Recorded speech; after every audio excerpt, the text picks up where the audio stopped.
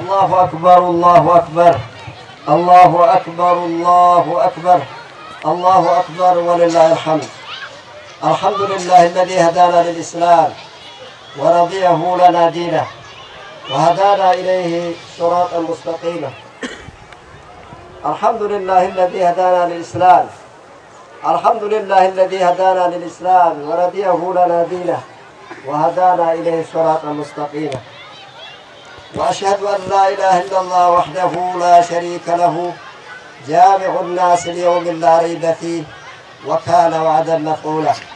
أحمده سبحانه أنه فضل هذا اليوم العظيم على سائر الأيام وجعله لنا نورا. وأشهد أن سيدنا ونبينا محمدا عبد الله ورسوله وهو خير من حج واعتمر وبين الأحكام وعلم الناس خيرا، وعلى آله وصحبه ومن تبعهم بإحسان إلى يوم الدين وسلم تسليما كثيرا. أما بعد أيها الناس، اتقوا الله حق تقواه وتمسكوا بالعروة الوثقى التي لا انفصام لها.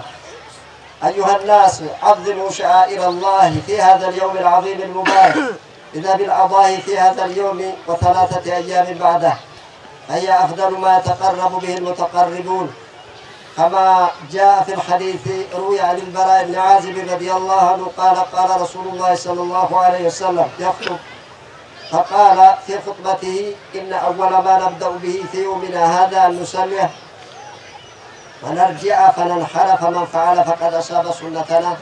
رواه البخاري. ويوم النهر يغفل عن هذا اليوم العظيم كثير من المسلمين، وإذا لفضله الجم الغفير من المؤمنين، مع أن العلماء يرى أنه أفضل أيام السنة على الإطلاق حتى يوم عرفة.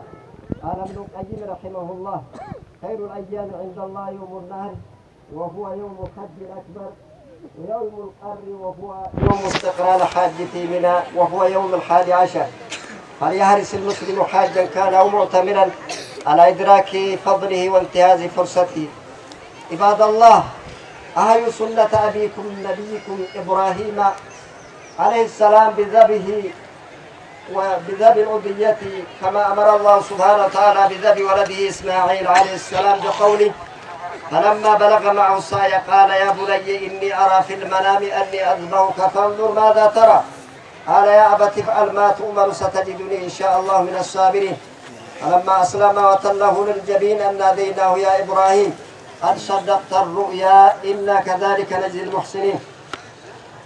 أيها المؤمنون، معشر الإخوة، أما قضية المرأة في هذا اليوم وما أدراك ما قضية المرأة، وكأنها قضية كل عصر وكل جيل وكل أمة.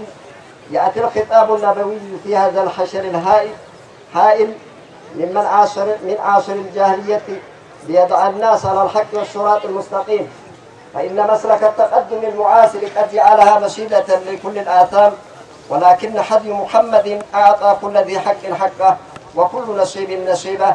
للرجال نصيب مما كسبوا وللنساء نصيب مما كسبوا. بارك الله لي ولكم في القرآن العظيم، ونفعني وإياكم بما فيه من الآيات والذكر الحكيم، إنه ولي ذلك إنه هو الغفور الرحيم. استغفروا ربكم. الحمد لله رب العالمين، الحمد لله الواحد الأحد الذي لم يلد ولم يولد ولم يكن له كفوا أحد.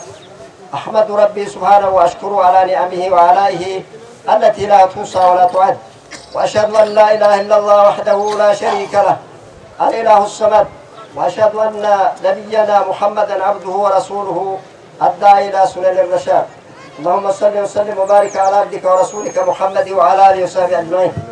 عباد الله، خطبة أرقاك سواني سنقلتني وسد فكفة وأبويا أمر باتي سرة نبي كينا كتبة صلى الله عليه وسلم ربي الآن اللي قرآنك يستي فصل لربك وانهر إيقا صلاتك أري ربي سيجي أقلي الرجالة والنبويا ربي تنبا كريسو وضهيات أقلتني دريسي كينا أكسر كاتتك ويا برا أفدراك أفقفيسو قبدا نبي كينا صلى الله عليه وسلم ويا غافا كنا قال إبا في ديبك كنا تقال هولوتي إبا في داقلا شنطة في داقلا ديدما قرآن فدا قرأ نبي بكا كنا كانت شعائر إسلام ما نتسوف عليه أما تكا تكا تنسلك تقال توكو كان لما فان وكبار آئر ولا نقول بيسي وإيرو أما كان كيسا درقاقيتين اتجرتو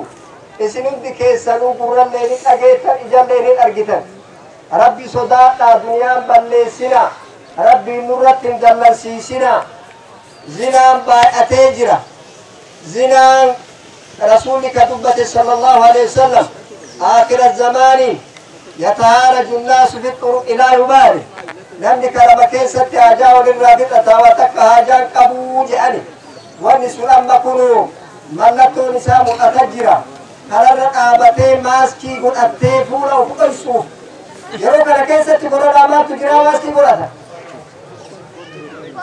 كون إجابة ديرتي تون ماسكي قل أتي كون أكي قل أتي كون أكنا قل أتي أما ربي جرى يروك لكيسة نفسهم ما موتون ما توهن جرى كماسكي قل أتا كون أيسانين نما جلا أيسانين أكنت يرو أما كنا كيسة غرغلة غرا مسؤولي غرا وقت إلى مان أرد إلى ماني وانا كنا دلقا ماجرة والله والله كم الدنيا